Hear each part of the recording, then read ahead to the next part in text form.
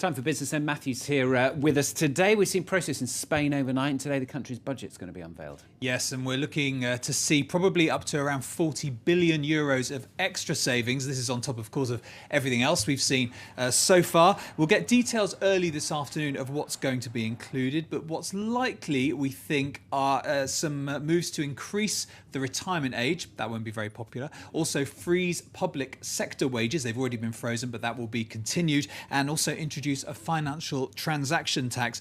Well, Mariano Rajoy, the Prime Minister, is not only publishing the budget today, there are other things on his plate. The results of this banking audit as well. Of course, Spain's banks are suffering from financial problems. We'll see how much money the government thinks they need. And also, of course, he's also got Catalonia. That's the biggest economic region in Spain. There are calls from their leaders for independence. Okay, because Spain's been weighing on the markets. How are they faring today? Well, the markets have been pretty gloomy all week, but actually we've seen that they've all just sort of started picking up. Now, that was led by Asia overnight, but if we take a look at Europe and what's happening there, we'll see positive moves. Now, the reason for that is that there are reports that the Chinese central bank is injecting liquidity into the banking system, and as we know, markets like that, so European markets all opening up. Just while we're on Europe, I should tell you as well that this EADS-BAE systems merger we've been talking about, the German defense minister has said that he thinks more time is needed for that than the October 10th deadline. Let's take a look at Asia as well and how markets wrapped up there. They've all finished well up, actually, on the previous session. The Shanghai Composite up over 2%.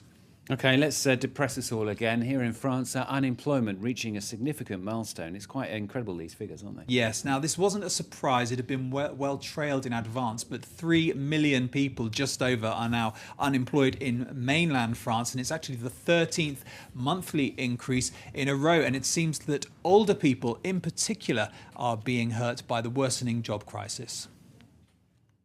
France's dole queues aren't getting any shorter. In August, almost 24,000 people joined the unemployment rolls, pushing the number of job seekers above the 3 million mark for the first time since 1999. The figure has gone up by 1 million over the last 5 years. The 3 million unemployed face despair and great struggles. But the figure is the result of previous policies. They are the same 3 million unemployed we found when we took office, and it's one of the reasons why the French people decided to pick a new president. Among those worst hit, older workers. The unemployment rate among the over 50s went up by 1.7% in August. Women have also been badly affected, with the rate up by 1.2% last month. Around 1.5 million French women are now unemployed. As part of the government's efforts to reverse the trend, it's concentrating on training and professional development programmes, including 150,000 apprenticeships for young people who leave education with little or no qualification. The unemployment rate for that group is over 40%. But some economists doubt it will be possible to make an impact on unemployment while growth is stalled. Unemployment can only go down when growth is over 1.5%. Every year, there are 150,000 people coming onto the job market, so you have to create at least that many jobs before unemployment can start to go down. As long as we're far from that goal of 1.5%, unemployment will go up.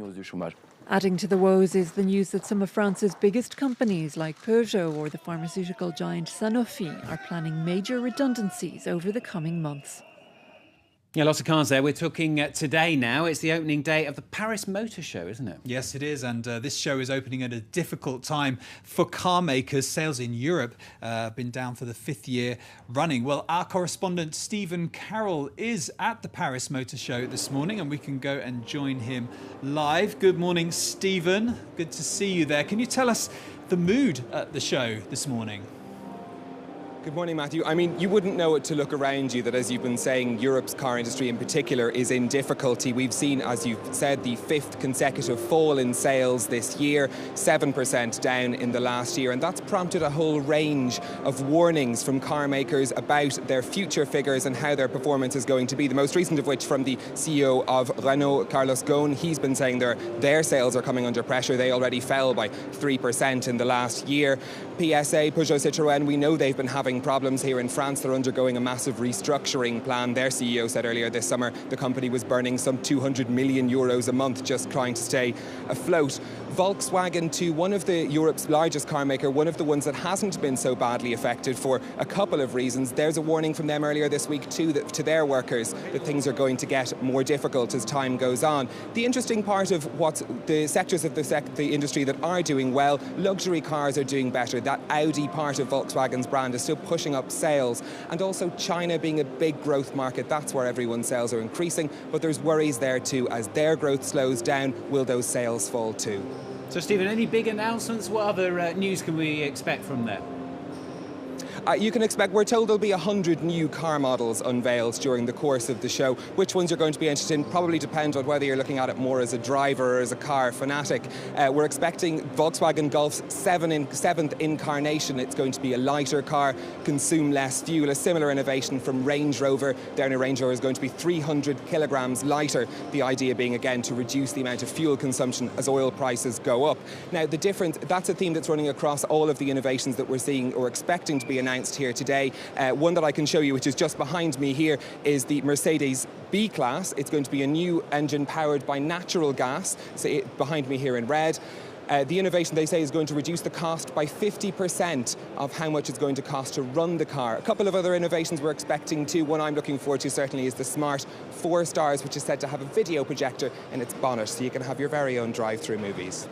Now, Stephen, it doesn't look too busy down there at the moment, but are we expecting lots of visitors? We certainly are. I mean, it opens to the public here on Saturday for just over 2 weeks. The last time the Paris Car Show was here in 2010, they had 1.2 million visitors. So there are plenty of people coming to expect here, but what the car makers are going to try to be looking for is to make sure that those people that are coming to see the cars will then want to buy the cars afterwards.